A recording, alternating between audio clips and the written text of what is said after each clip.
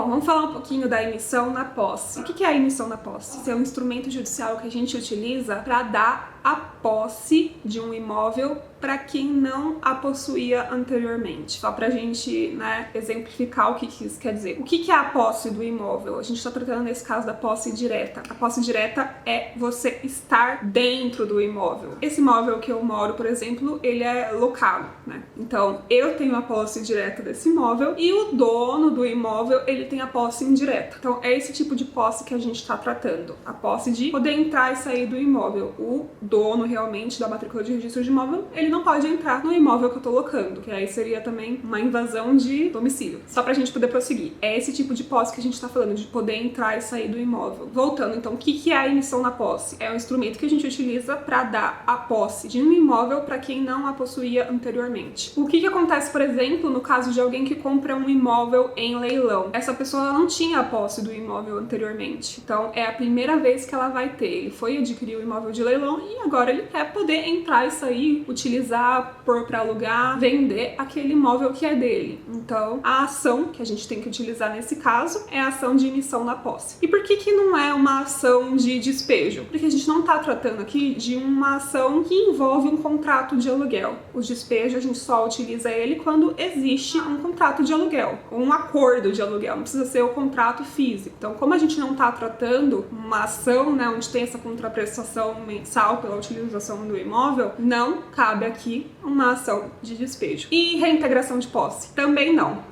A reintegração de posse é a ação que a gente utiliza para devolver a posse para quem já tinha a posse anteriormente. Então, a emissão na posse dá a posse para quem não a tinha, que nunca teve a posse do imóvel, e a reintegração devolve para quem tinha a posse anteriormente. Nesse caso aqui, em casos de leilão, a gente está falando de emissão na posse. É a primeira vez que aquele arrematante vai ter acesso àquele imóvel. Então é ação de emissão na posse. Passado isso, vamos continuar aqui na ação de emissão na posse. Ou seja, quais são os requisitos para a gente entrar com uma ação de emissão na posse? A comprovação da propriedade do imóvel, A gente faz essa comprovação através do contrato de compra e venda ou do registro da propriedade do imóvel na matrícula, A gente leva a matrícula para o juiz. E a inexistência de posse anterior. Então, esses são os requisitos para a gente poder entrar com uma ação de emissão na posse. Se tratando de leilão judicial, como que a gente pede a emissão na posse daquele imóvel? A gente tem que entrar com uma ação própria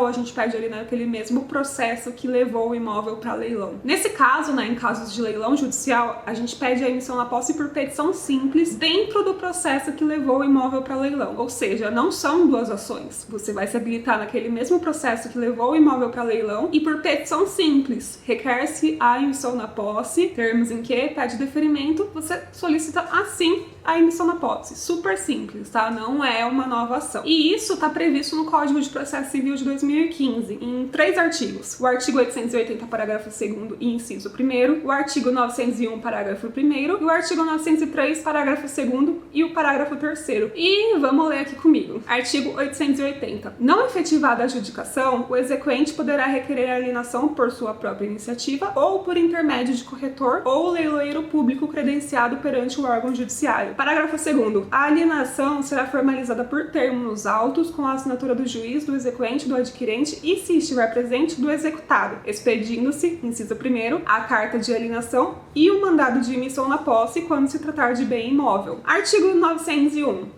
A arrematação constará de auto que será lavrado de imediato e poderá abranger bens penhorados em mais de uma execução, nele mencionadas as condições nas quais foi alienado o bem. Parágrafo 1º. A ordem de entrega do bem imóvel ou a carta de arrematação do bem imóvel, com o respectivo mandado de emissão na posse, será expedida depois de efetuado o depósito ou prestadas as garantias pelo arrematante, bem como realizado o pagamento da comissão do leiloeiro e das demais despesas da execução. Artigo 903. Qualquer que seja a modalidade de leilão, assinado do auto pelo juiz, pelo arrematante e pelo leiloeiro, a arrematação será considerada perfeita, acabada e retratável, ainda que venham a ser julgados procedentes os embargos do executado ou a ação autônoma de que trata o parágrafo 4º deste artigo, assegurada a possibilidade de reparação pelos prejuízos sofridos. Parágrafo 2º. O juiz decidirá acerca das situações referidas no parágrafo 1º se for provocado em até 10 dias após o aperfeiçoamento da arrematação. Parágrafo 3º. Passado o prazo previsto no parágrafo 2º sem que tenha havido alegação de qualquer das situações previstas no parágrafo 1º, primeiro, será expedida a carta de arrematação e, conforme o caso, a ordem de entrega ou mandado de emissão na posse. O que esse último artigo aqui, ele tá dizendo? Que após os 10 dias da expedição do auto de arrematação, se não tiver nenhuma alegação de que teve algum erro na arrematação, o juiz já pode pedir a emissão na posse. Então, esse é o momento da gente pedir a emissão na posse, após 10 dias da assinatura do auto de arrematação. E nos leilões extrajudiciais, quando que a gente pede a emissão na posse? Nos leilões extrajudiciais, a gente vai pedir a emissão na posse quando a gente arrematar um imóvel ocupado. A gente vai lá, tenta fazer um acordo com o ocupante, se mesmo com a propositura do acordo ele se recusar a sair do imóvel, aí a gente tem que entrar com uma ação de emissão na posse. E nesse caso, não é por petição simples, porque não existe um processo que levou aquele imóvel para leilão. É uma ação autônoma. A gente vai entrar com a ação informando que a gente adquiriu o imóvel por leilão extrajudicial, que a gente entrou em contato e a pessoa se recusa a sair do imóvel. Então,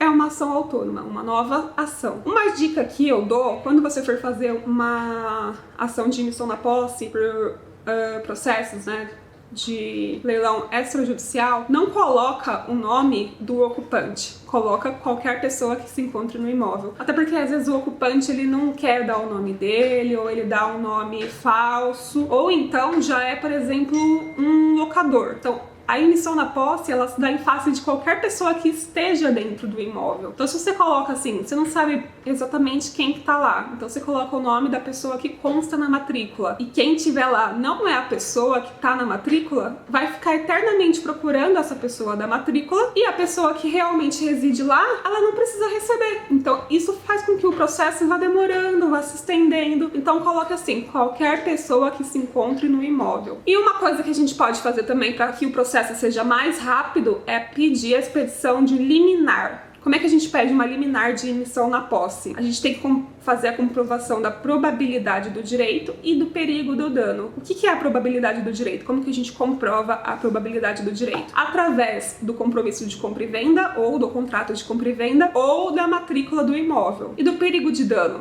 A gente comprova o perigo de dano através da permanência do ocupante com oposição do proprietário. Então isso já é o suficiente para a gente comprovar o dano, porque o proprietário ele tem o direito de usar, gozar do imóvel que é dele. E se tem uma pessoa lá dentro ocupando o imóvel e não deixando ele utilizar, isso já é um dano. Então, comprovado isso, a gente pode fazer essa petição, colocar isso na petição e pronto, o juiz já dá essa liminar pra gente. E isso faz com que o processo seja muito mais rápido, que a gente tem essa decisão de forma liminar no começo do processo e não precisa esperar até o final do processo pra gente conseguir retirar o ocupante. Bom, na próxima aula a gente vai falar um pouco da matrícula do imóvel.